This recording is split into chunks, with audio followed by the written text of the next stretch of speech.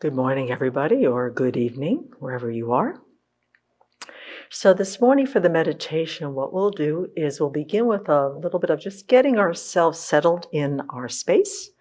We'll do a very short body scan. And then we'll do the abbreviated recitations. They should be online there in online Abbey programs. And then we will do a little bit of meditative stabilization before the mantra. I'll set a motivation, and then I've got some questions that kind of get our minds ready for the talk today by Venerable Semkye. So let's just take a moment to bring ourselves into the space. You've got yourself set in a chair or on the floor on a cushion. And appreciating that you have put aside the time in your life to do this with us this morning is wonderful. So really appreciate your efforts. Prioritizing spiritual practice is very important in your life. And so to be able to make sure that the body is cooperating with our meditation today, we're going to want to make sure that we're sitting with our spine straight yet relaxed. Hands are in your lap, palms on top of one another with the thumbs touching down below your belly. Eyes are almost closed. You don't have to be focusing on anything down on the floor, but enough to keep some light in. The chin is gently tucked just a little bit. Shoulders are level. The tongue rests naturally behind the upper palate, up there at the top of the roof of the mouth.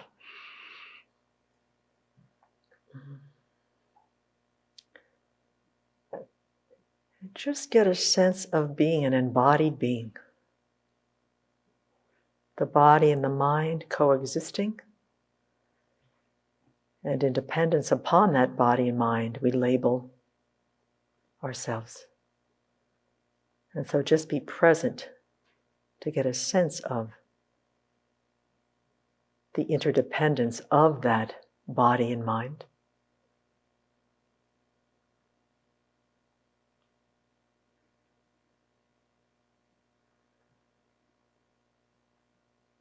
And then just check and see. We'll do a very quick, gentle body scan to make sure that there's no place in the body that's tight or has got some pain that may distract or be too uncomfortable to be able to sit still.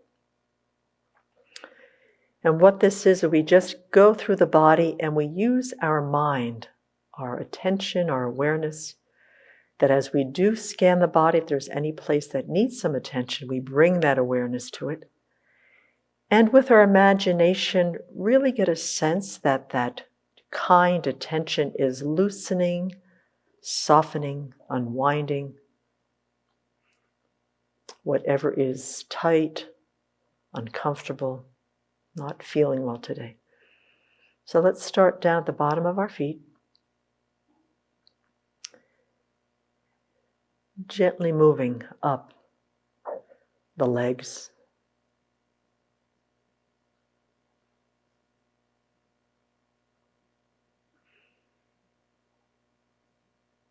Up to the thighs. The hips.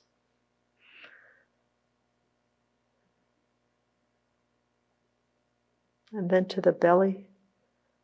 Sometimes the belly holds anxiety or discomfort, so check in with your belly.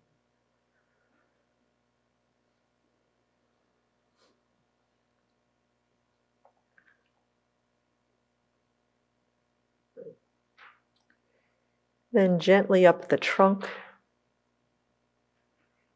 all the organs inside the trunk of the body, the heart, the lungs, adrenals, liver, bladder, all working in sync. If there's anything in there that's not feeling well, then bring your attention once again to that place.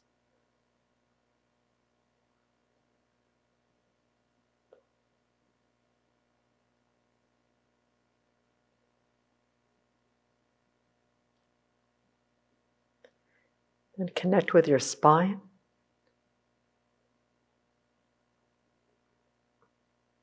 Imagining that there is a thread that comes out the crown of your head and that there is someone gently tugging on that to elongate the discs.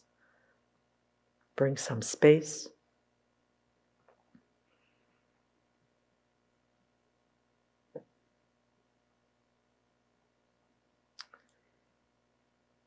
Then up to the shoulders, down the arms, all the way to your fingertips.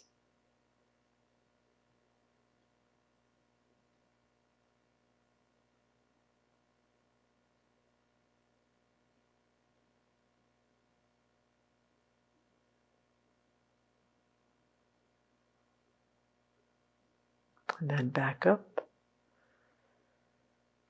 to the neck.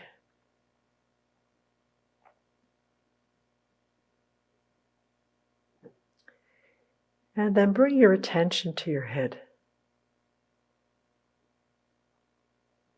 It is through the eyes, the nose, the ears that we receive a lot of information from the world outside. So check your brow, check your eyes, your jaw. We also speak.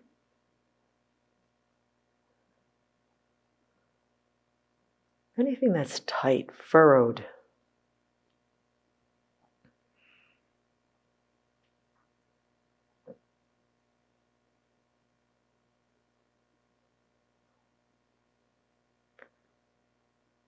And then up to the very crown of the head. And do a body scan, just kind of go around the skull with your inner eye.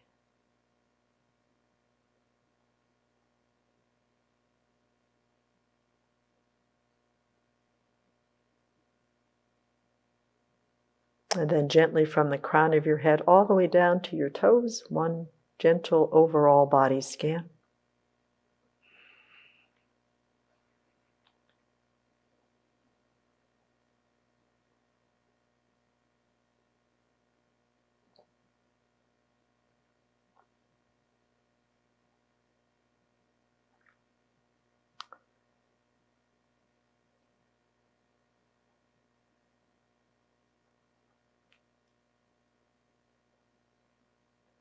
And then for about a minute here, we're going to just bring that attention to the breath.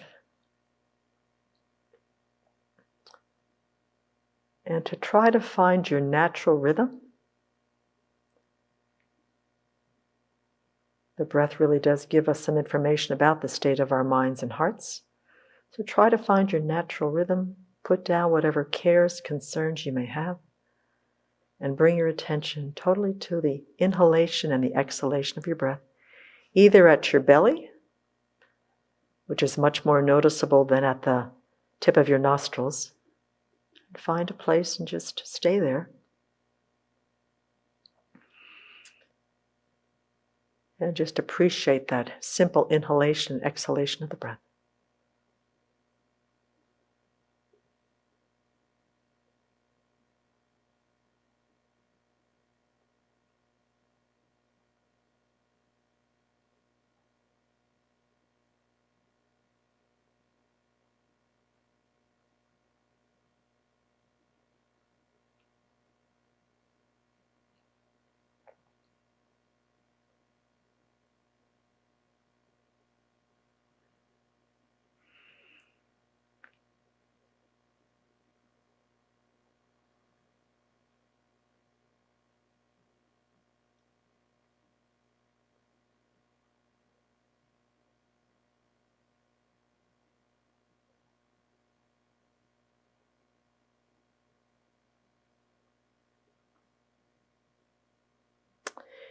And then without doing too much shifting, we're going to do the abbreviated recitations. And even though whether you are a Buddhist or not, just take a moment to imagine that in the space in front of you is the Buddha. Or if not the Buddha, just get a sense of being in the presence of someone who has infinite love, endless compassion in their hearts, no judgment, complete understanding, wisdom, looking at each living being with all those qualities pouring from their hearts.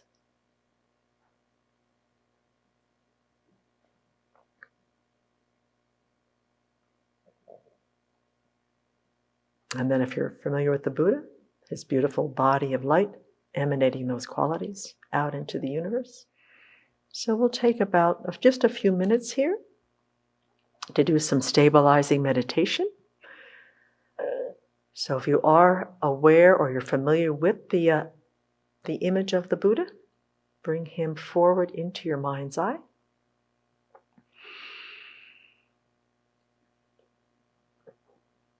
And if you're not familiar with the Buddha, just really imagine being in the presence of a most remarkable friend who has unconditioned love, infinite compassion, wisdom, ethical conduct, and is giving you their undivided attention. And as much as your mind may want to wander into the past or the future, gently bring it back. And if either of those don't work, feel free to use your breath as the object of your meditation. But what we want to do here is just to keep our mind just on one object, not wandering around the universe, to provide some stability and some clarity to our minds.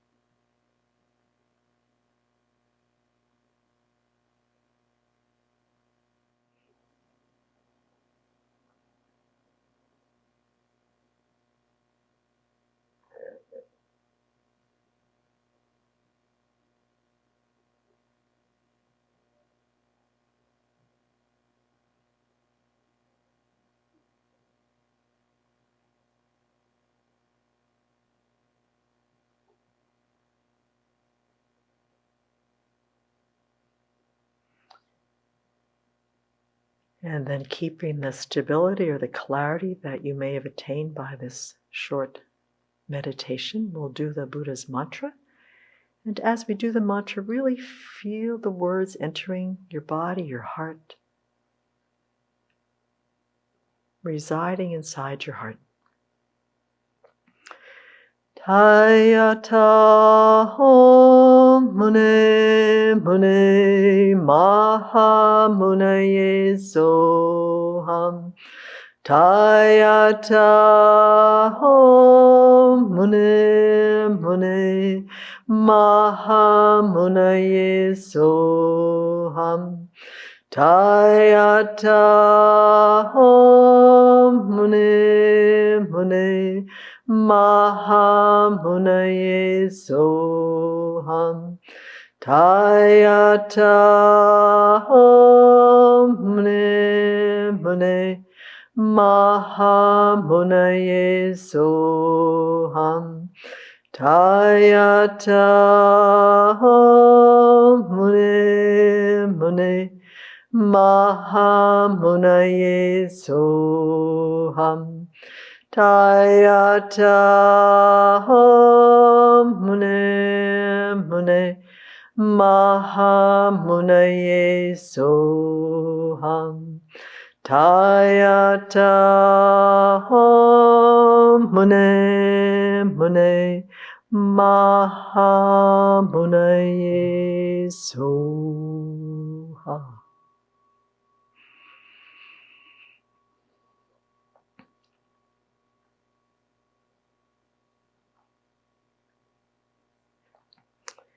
So now we're going to take a moment to set our motivation before we do our analytical meditation.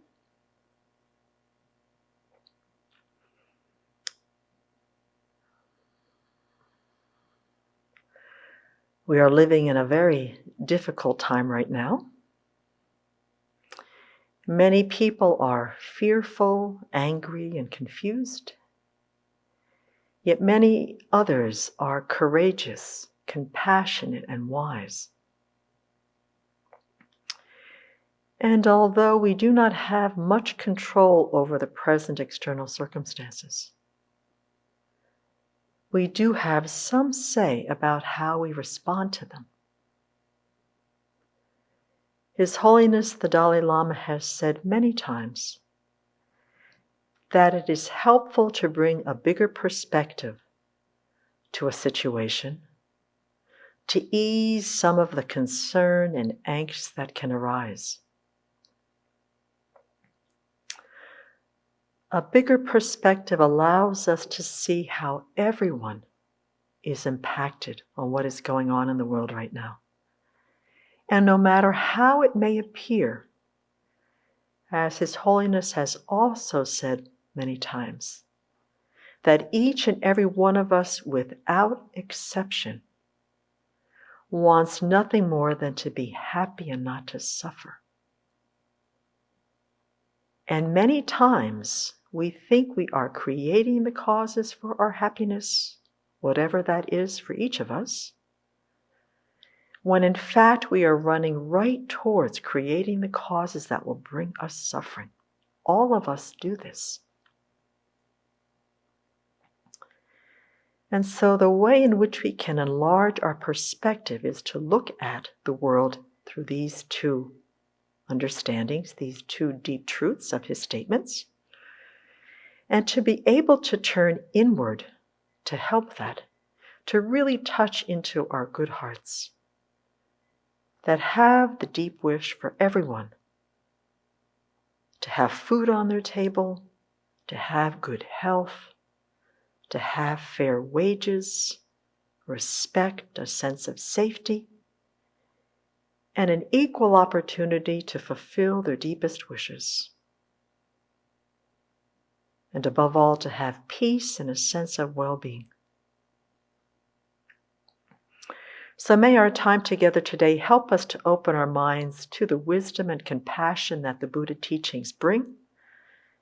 And by extension, may that wisdom and compassion grow in our minds and hearts, not only to be able to benefit sentient beings in regards to temporal happiness, but to attain awakening in order to be of the greatest benefit to each and every living being.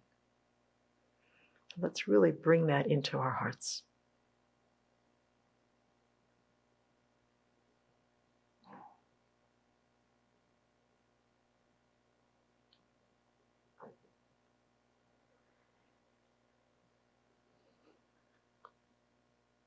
And so to segue through, from this motivation into some open-ended questions, today the chapter is on trying to put together a daily spiritual practice in our lives. And so I wanted to put out some open-ended questions that might support that endeavor. So these are open-ended, just, as I say them out loud, just see what comes up for yourself. Deeply connecting to your own experience, to your deepest wishes.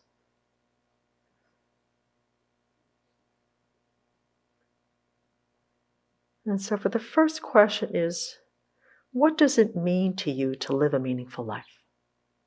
When you hear those words, meaningful life, what images arise for you?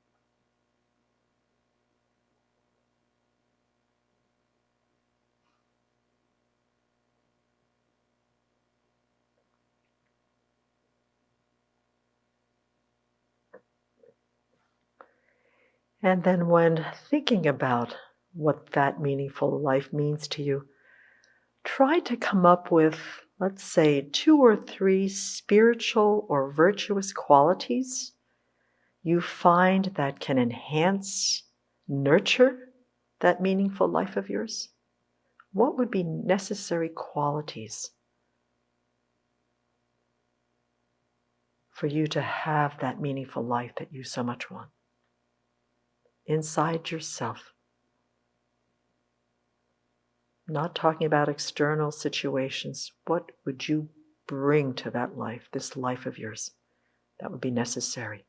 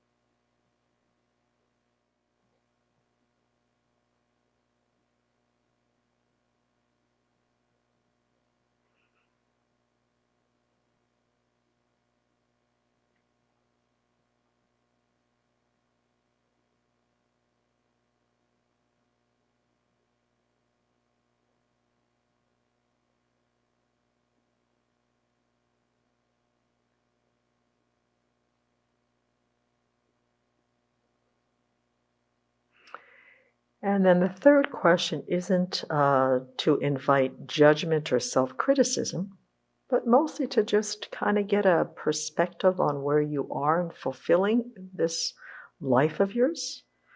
To what extent, given your situation, are you living this life that has so much meaning for you that you would like to live? The qualities that you identified, just to get a sense of just a gentle assessment.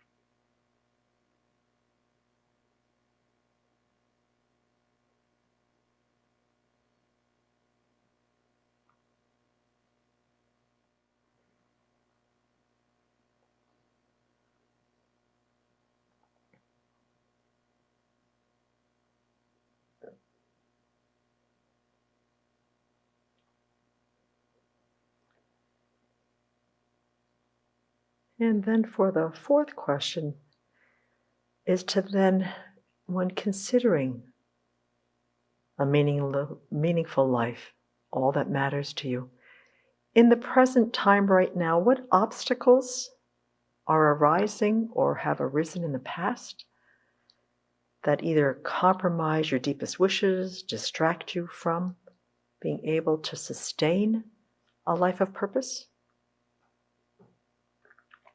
And here it may be internal factors, it could be external, but it's very helpful if we want to have a meaningful life that we just see, what do we have to work with?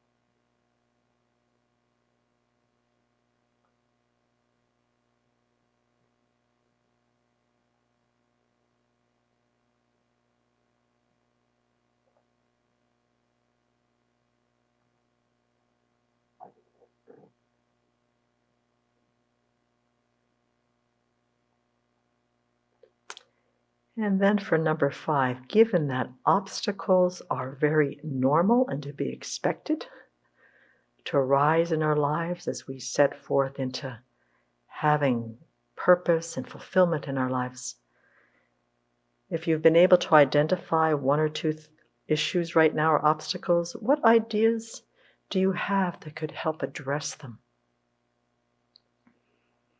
Either turn them in your favor to actually help, or to be able to alleviate and take care of them, so that your sense of purpose and fulfillment, what really matters to you, can be really brought to the forefront. So what ideas might help?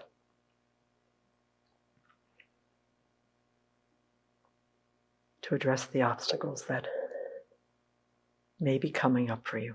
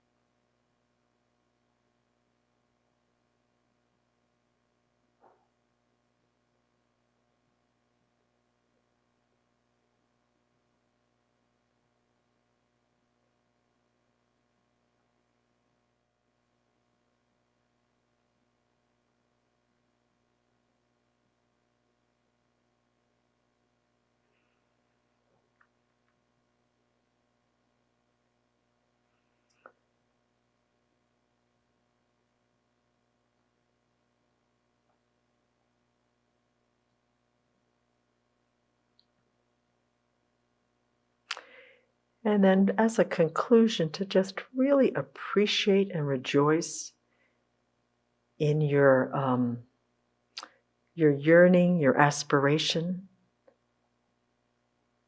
to have a meaningful life, to have a sense of fulfillment,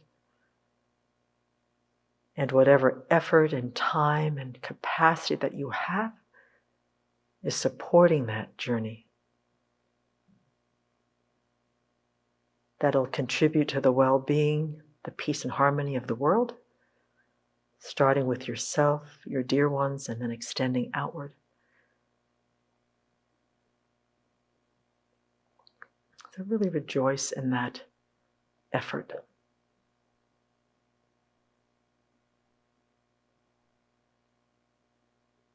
And bring some joy into that effort.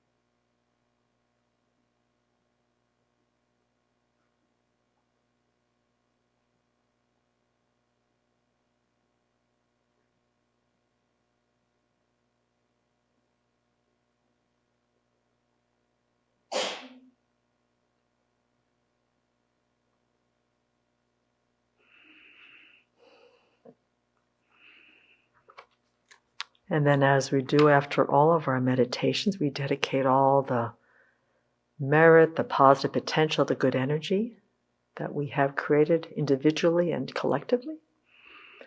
We dedicate it for not only our own temporal happiness, well-being, but to then extend it out into the long term for full awakening in order to be of the greatest benefit.